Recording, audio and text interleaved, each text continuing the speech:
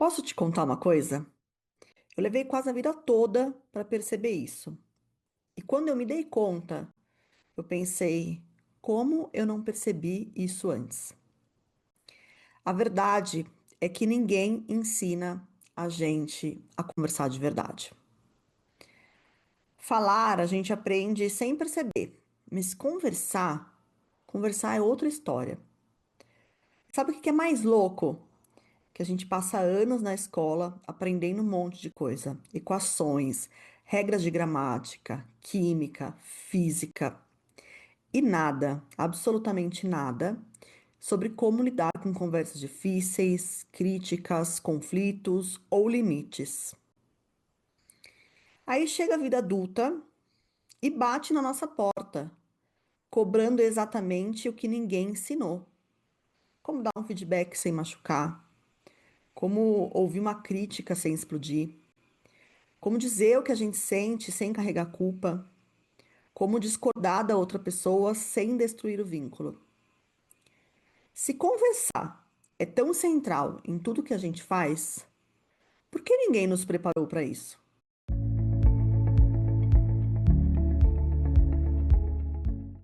Eu sou a Milena Cerro e este é o Desengasga, um espaço para você respirar fundo, criar coragem e encontrar o seu jeito de encarar aquela conversa que anda atravessada na sua garganta.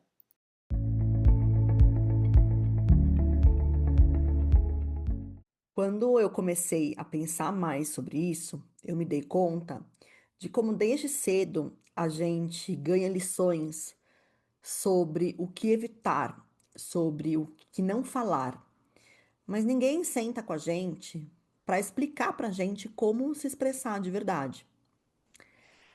Na minha casa, por exemplo, eu sempre escutava minha mãe falar: para conviver bem, a gente precisa deixar muita coisa para lá. É claro que hoje eu entendo que tinha amor ali, que tinha uma necessidade de proteção, de harmonia, tinha uma ideia de se evitar o desgaste. E aí eu me lembro dos almoços de domingo, que é um ritual familiar. Eu dizia algo que potencialmente podia gerar um conflito e eu recebia aquele olhar matador, um olhar que dizia: não vai arrumar confusão aqui. Não vai mexer no vespeiro. E assim eu aprendia a ficar quieta, a medir as minhas palavras. Eu aprendia que a boa convivência era igual a não incomodar. E assim eu ia deixando partes de mim pelo caminho. Mas não é só o que é dito que ensina pra gente. Aquele olhar matador também me ensinou. Tudo aquilo que não era dito em casa também me ensinou. Tudo aquilo que não podia ser conversado, um tratamento de silêncio quando fazia alguma coisa errada, as explosões que eu testemunhava, os pedidos de desculpa que nunca aconteciam.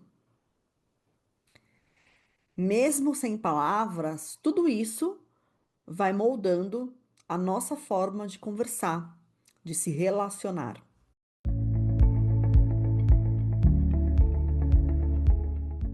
E aí vem um outro ponto, que é traiçoeiro: as pequenas mentiras sociais. Todo mundo conhece. Tá tudo bem, imagina, não foi nada. Não, eu não me importo, deixa isso pra lá. Mentirinhas ditas para manter o clima, harmonia, para não machucar ninguém, não criar desconforto para ninguém. Na superfície parece gentileza, mas no fundo custa caro. Cria distância entre o que a gente sente e o que a gente diz, entre quem a gente é e quem a gente mostra. Com o tempo, essa distância vira desgaste, ressentimento, mágoa, cansaço. A gente acha que está evitando conflito, mas na verdade a gente está só empurrando tudo para dentro. E esse conflito interno, ele dói. tanto quanto, ou talvez até mais, do que qualquer conversa difícil poderia doer. Tem quem fique carregando esse conflito interno, esse sofrimento, sozinho, explodindo por dentro, se cobrando, se culpando, às vezes até adoecendo. E tem quem bota pra fora. Quando não aguenta mais engolir tanta coisa, explode, joga tudo em cima do outro.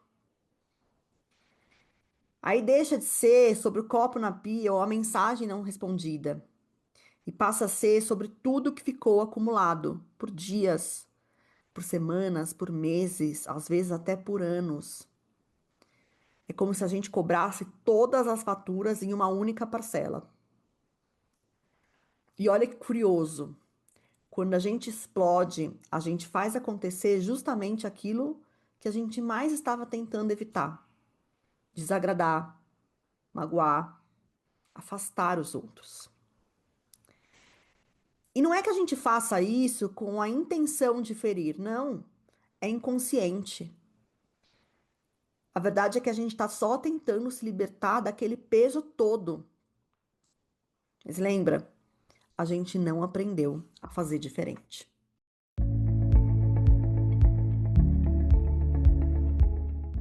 Só que existe um espaço entre o silêncio que adoece e as explosões que machucam. Um espaço que quase ninguém aprendeu a ocupar. O espaço da conversa no meio do caminho. A conversa antes da ferida abrir. A conversa antes da represa romper. A conversa que não rompe o vínculo, sustenta. E aqui é importante dizer uma verdade adulta, que dói um pouquinho. Agora que a gente sabe que não foi ensinado, é responsabilidade nossa aprender. Assim como a gente aprende coisas para o trabalho, faz cursos, estuda, se desenvolve, relacionamento também é uma habilidade. Conversar é habilidade. Nomear sentimentos, pedir cuidado, colocar limite. Tudo isso é uma habilidade que nós podemos desenvolver. Porque no fim das contas, o que desgasta não é o conflito em si, é tudo que ficou sem ser dito.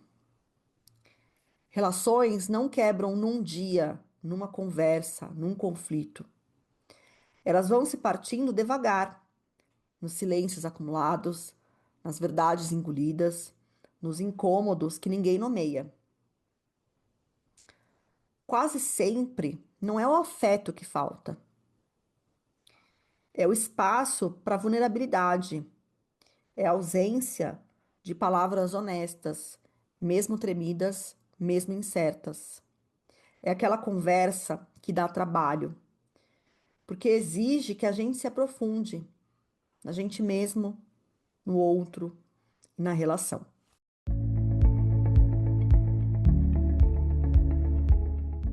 Então, o convite que eu quero deixar aqui para você hoje é que você reflita como você aprendeu a conversar. Quais foram os modelos que você recebeu dentro de casa? Os ditos, não ditos, silêncios, explosões, jeitos de evitar, jeitos de endurecer. E o mais importante, o que você ainda precisa desaprender para conseguir ter conversas mais verdadeiras, mais inteiras e menos atravessadas.